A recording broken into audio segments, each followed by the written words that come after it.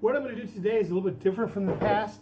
I have created this document that I think will help all of us get better at learning the Tanakh. So this is called my 5W Tanach Study Guide. This study guide was created to help us ask the right kinds of questions to pinpoint and focus on the text itself, make it as readable as possible. 5Ws is something that was is largely used, if not created, by reporters who need to ask certain questions to make sure that they can write their stories as accurately as possible. We're going to take that and we're going to adapt it for what we want to do today. I actually, if you'll notice in the document on the right, that has the C1 God logo on it. If you've noticed that, I have taken the 5Ws, which is who, what, when, where, and why, taken some of those and actually asked, for example, who 3 times. 3 different who questions.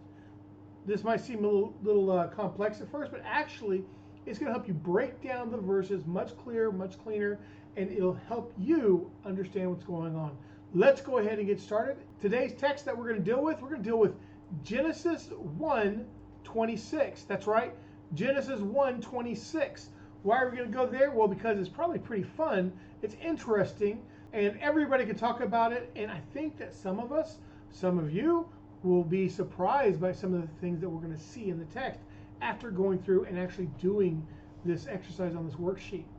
Okay, I'm going to go ahead and just look at the English. We're going to use this just to understand what the text is saying in English. If you know some Hebrew and you want to go back and do that, you can. You can do that as much as you want to. But all I'm focusing on is the English. Go back. If you don't like this version of the English, find a version you do like. And God said, let us make humankind in our image after our likeness.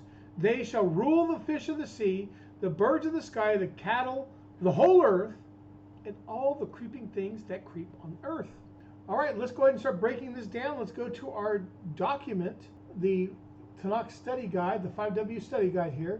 First things first, what I want to do is I want to write down what book we're in. Genesis chapter 1, verse 26. All right, let's go ahead and go to our first question. Who is present? We want to know who is in this verse. First off, and God said, so God is there. We'll type him in, comma, let us. So we know from let us that tells us someone else is there with God. So I'm just put in someone else. I don't know who it is.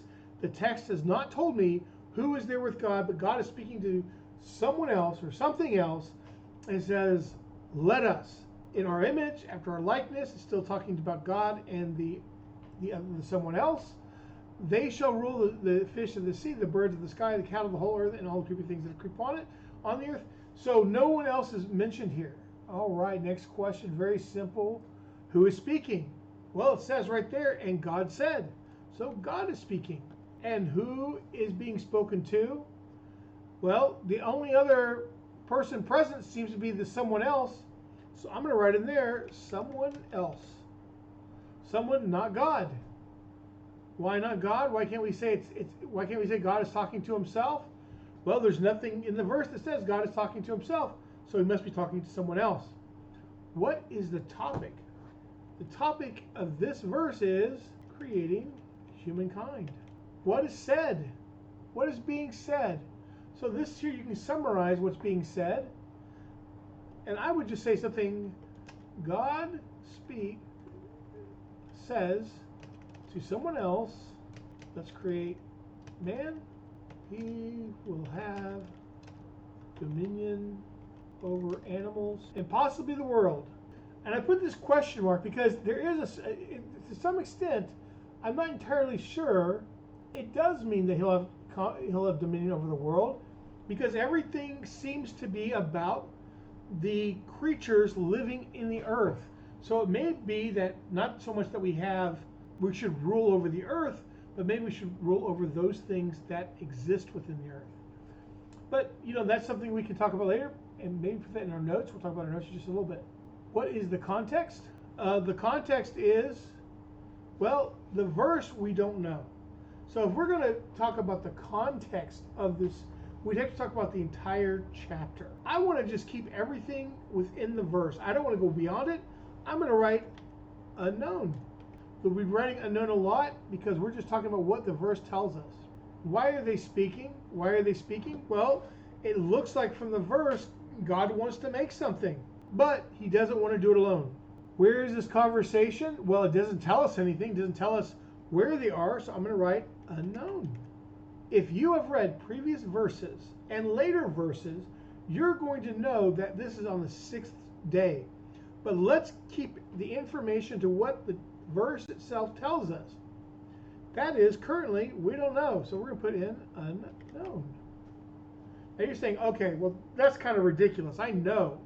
But the fact is that when you do these sheets, you should actually be doing multiple sheets on each verse. That's going to build your information. Now notice down here, I have a notes section down here. So you can actually, in the notes, as you are learning other verses, you can make notes to yourself about information you've learned either previously or later, and come back and type these notes up. This is just to get us through the document. So when is the topic about? Well, let's read this. And God said, let us make humankind in our image after our likeness. So as far as I can tell, this has not happened yet. God is just saying, let's do this thing. So the thing he wants to do is going to be in the future. What I'm going to do, I think, because I'm going to provide a link that if I make any updates to this, you'll get those updates. So just, I might change conclusion to summary. I think that's going to be better because that's going to summarize what we've learned. So I would put it like this. God is speaking to someone else about creating humankind. Once created, humankind will have dominion over at least and as I'm sitting here writing this, I'm wondering, did we miss something? Are we moving too fast maybe? So let me think about this for just a second. Maybe what I want to say is not just God is speaking to someone else about creating humankind and then jumping on to what's going to happen after, but let's talk about this a little bit. We're going to make this humankind in our image. So I need to make sure I notate that. God is speaking to someone else about creating mankind in their image and after their likeness. All right, so I'm gonna put that there. That's my first line. Move it up a little bit. Okay, I'm gonna continue this down here. Now this is important. What does that mean in the context? They shall rule, or they shall have dominion over these things, means that there's something about God and possibly someone else where they have dominion, and that may be the similarity and likeness. Of course, image, likeness, these are two different terms, and they may not apply to both God and someone else. So I'm going to split this up and be very careful and try to say this as clearly as possible. In our image may refer to having dominion or authority.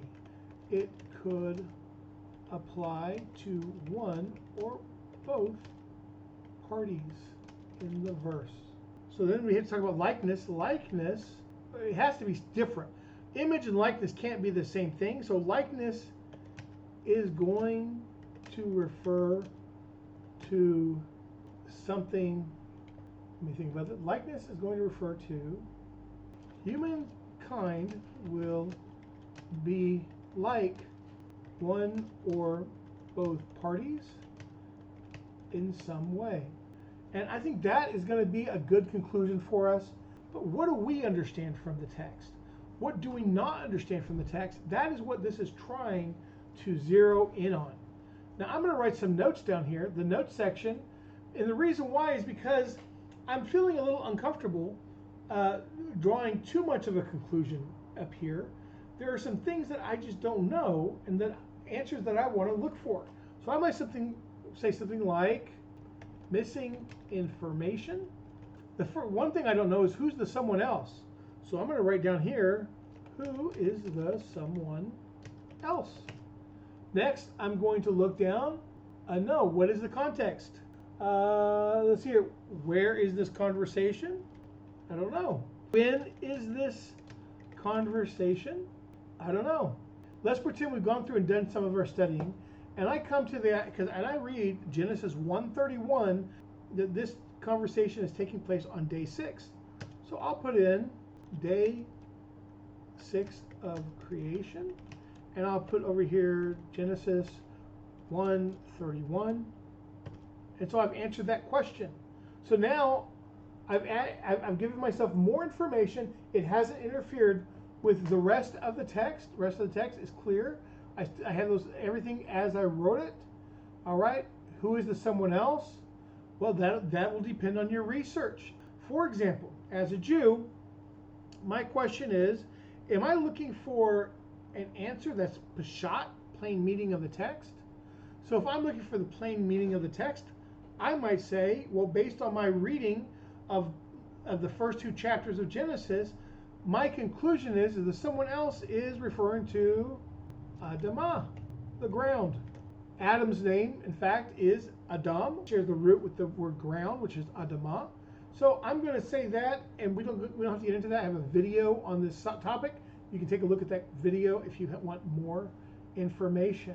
I also know from my reading of the entire chapters 1 of Genesis that the context of this whole verse is creation of the world. So these don't have to be proper sentences. These are just your notes. Where is this conversation? I don't know. I still don't know that one. And that's okay. You don't know it, maybe you'll find it someday. All right, so I have been able to answer 3 out of my 4 questions that I was left with just filling out this document. Strange things. What's so strange? What can I say strange? Well, if I've gone on and done my research and I read the very next verse, God created humankind. But our verse says God and someone else would make man. So now we have a conflict. We see there's a conflict between Genesis chapter 1 and verse 26 and Genesis chapter 1 verse 27. But you can see this is something you can use, and you can very quickly go through it, answer some simple questions, and already look at all this information you've learned just from focusing on the text itself. You're able to learn a lot just from the text. I hope this was helpful. If you like this, be sure to give a thumbs up, a like, a share, add some comments. Tell me how you enjoy this. How was this useful? Did it really help your studying? And that's what I want to know the most. That's the thing I'm really curious about. How much did this help you in your studies? Be sure to download this document for free in the description. All right, guys, thank you so much. We'll talk again soon.